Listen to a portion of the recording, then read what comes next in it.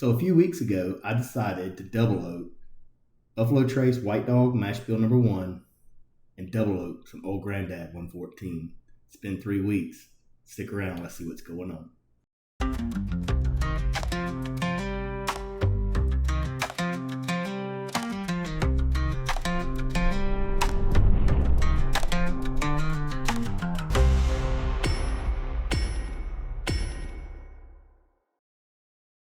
All right, so welcome back to Brutally Honest Bourbon. A couple weeks ago, I decided that I was going to go in and barrel some White Dog. Got with River Drive, bought a couple barrels. There's a couple other videos out there showing you guys how I prepped the barrel, and then when I filled it with the White Dog. It's been 3 weeks since we put it in, so I want to go in and kind of see what's going on. Same goes for this, another River Drive barrel. But this time I decided I wanted to double oak one of my favorite affordable whiskeys, which is Old Granddad 114. So I thought I'd just share it with you guys today, show you a little bit about what's happened in the past few weeks. I will go ahead and tell you I have checked it and was pleasantly surprised. So stick around and let's see what's going on. The first one we're going to check out is going to be the double oak of the Old Granddad. So I thought what I would do is I pour a little bit of, the regular in a glass. I'll pull a little bit from the barrel, and we'll compare the two. We'll nose them, we'll look at them, and we'll give them a taste and see what's up. So stick around. Let's check this out. So I'm gonna put a pretty good bit in the glass because I want us to have enough to be able to see the color differences if there are any. I'm going to hope that I don't spill this barrel all over me as I do this. All right, so we had success there. Hopefully my fingerprints aren't too bad on the glasses, but there you've got them side by side.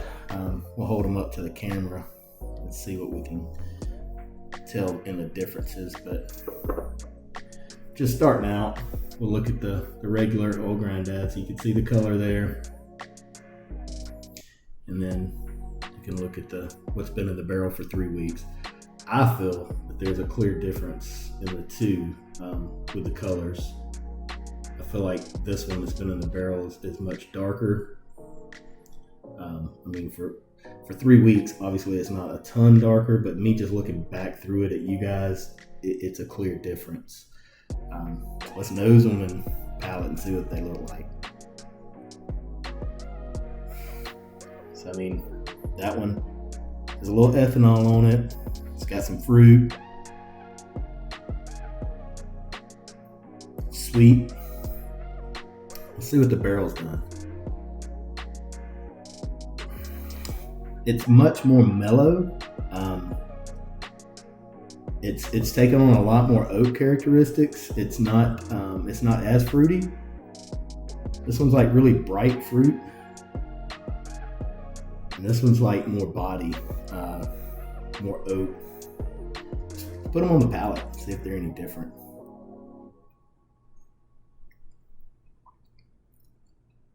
Man, that is a good whiskey for $25. So good. It's got everything you want in a whiskey, and it's $25. It's got complexity. It's got some heat. It's got finish on it. Has a really good flavor to it. See what we think about what's been in the barrel.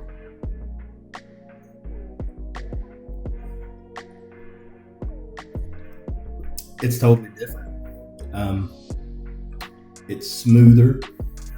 It's a little bit more viscous. It's covering the palate a little better. The heat's still there, but it doesn't hit you as much. The rye impact of the regular barrel, or the regular bottle, is much more pungent. It hits you kind of in the face, right? It's rye forward, but this, I feel like it has mellowed it out. And I'm curious to know if you guys have done this project. Let me know.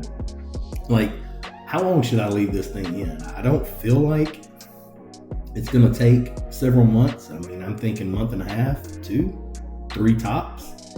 But I definitely don't want it to ruin, right? So It's totally different. I mean, it really just smoothed it out. I feel like this one is, out of the bottle is just a little bit more right in your face, just boom with the proof and the rye, which I like. But I also like how that smoothed that out. So I'm real excited. We'll keep tracking this thing. I'll check it again in another 2 or 3 weeks and see where it's at. But the next one I want to do is I want to look at the White Dog. So we'll just set this one over to the side for now. So the White Dog, I didn't have a second stand for it, and I had a little bit of an issue with the spigot. So it was leaking. So I just decided to age it on end. I've read that can change some characteristics of the way it ages. I don't know if that's necessarily true. I was reading about MGP and how they started storing their barrels on end to get more room, and how that kind of changed the profile. But so White Dog Mash Bill number 1 is going to be your benchmarks. It's going to be your Buffalo Trace, your Eagle Rare, your George T. Stag. So that's some of my favorites from Buffalo Trace. So that's why I chose this one. We'll go ahead and put some of this in the glass so we can see it.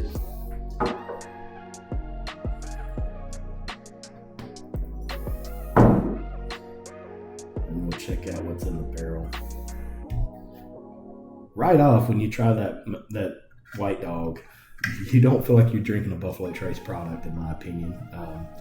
When just regular Buffalo Trace, right, or Benchmark. When I drink those, they're flavorful, they're pleasing, and you go back for more. That is it's extremely raw. Get a little bit out of the barrel.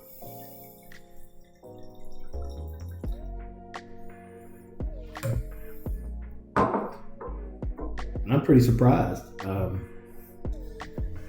feel like it's taken on a lot of color in just 2 or 3 weeks. It's been, I'm thinking it's right at 3 weeks. I've got to go back and look at the date that we barreled it, but I put that video out pretty shortly after we did. So if you guys want to go back and see when we barreled it, you can. But it's a clear difference there, pun intended, right? But it's definitely picked up some color.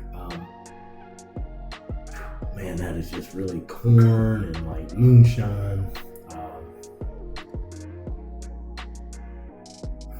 Still a lot of the corn smell to it, but I feel like it's tamed it down a little bit. Definitely has. I don't feel like it's taken on a whole lot of the oak characteristic. Even though it's got the color, I'm not picking that up on the nose. But I'll brave the palate for you guys and let you know what I think on that. So, cheers.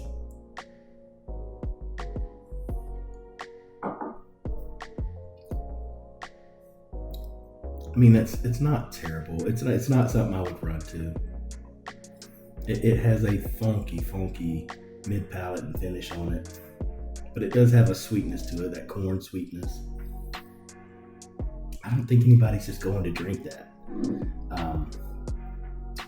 Let's see what we picked up on the barrel. Cheers.